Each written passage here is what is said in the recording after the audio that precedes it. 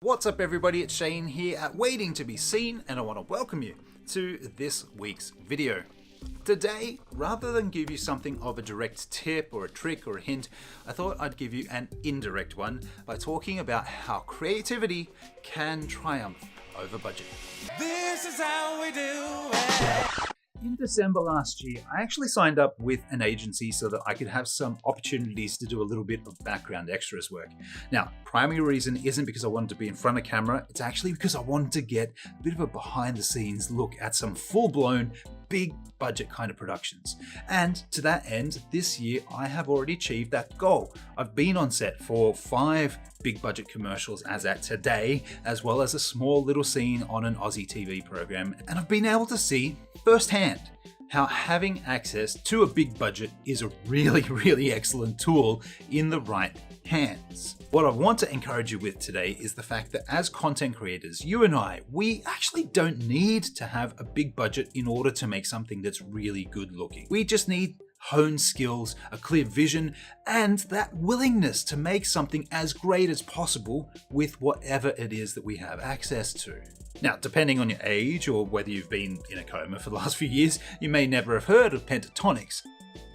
If you haven't, they're a group of 5 a cappella singers who basically took the world by storm, starting way back in 2011 as the winners of the Sing-Off competition. Presuming you have heard of Pentatonix, there's probably a lesser chance that you've heard of one of their early integral partners, and that is Fifgen Films. They've made well over 40 videos with a cappella maestro Peter Hollins, as well as I think it's 5 videos they've now made with Pentatonix.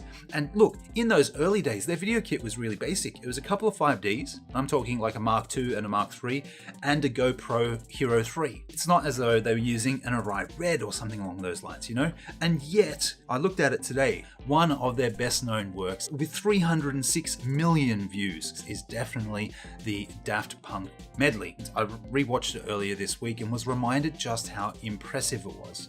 Being a content creator myself, what adds to my appreciation of it is the fact that it was produced with what traditionally would be considered less than a micro budget.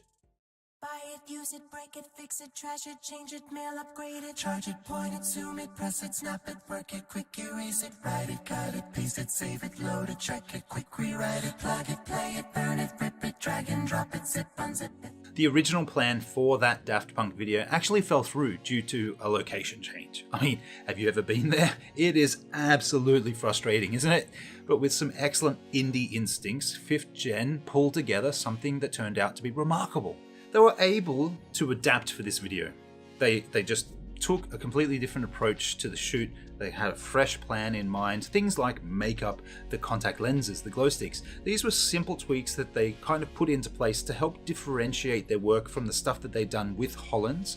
And then the rest of the shoot came down to figuring out this balance of the restrictions they had in their new venue with the creative direction that they were going to take, you know, really to separate it, to make it something that was PTX. Fifgen created a series of different looks with lighting, just simple lighting.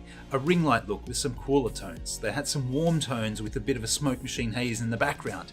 They had this lovely clean shot just straight up on the back, and then they had this nice sequence with some black light, and the ring light was on the side just to fill in a little bit of profile. And the final kind of shot that they had was ring light on front and a ring light at the back as part of the backdrop, which just made the shot pop that little bit more.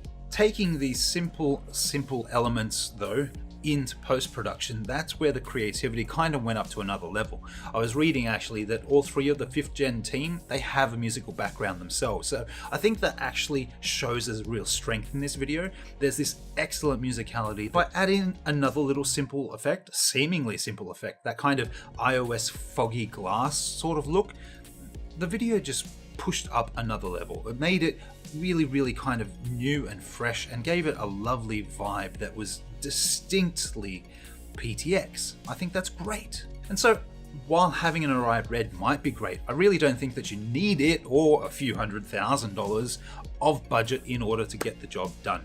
There is so much more to the content creator's proverbial toolbox than what camera equipment we're using. With some lateral thinking, a creative streak, and a whole lot of determination, I think that we can all create content we're actually proud of, and we can do it at a fraction of the cost.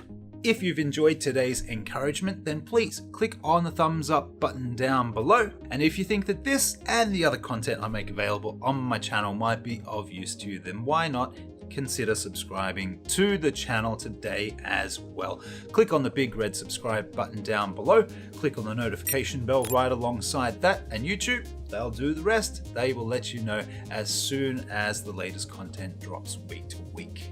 And on that note, I am finished up for today. Thanks so much for stopping by. This is Shane for Waiting to Be Seen. I hope you have a fantastic weekend and a great week ahead, and I'll see you next time for a little bit more video content.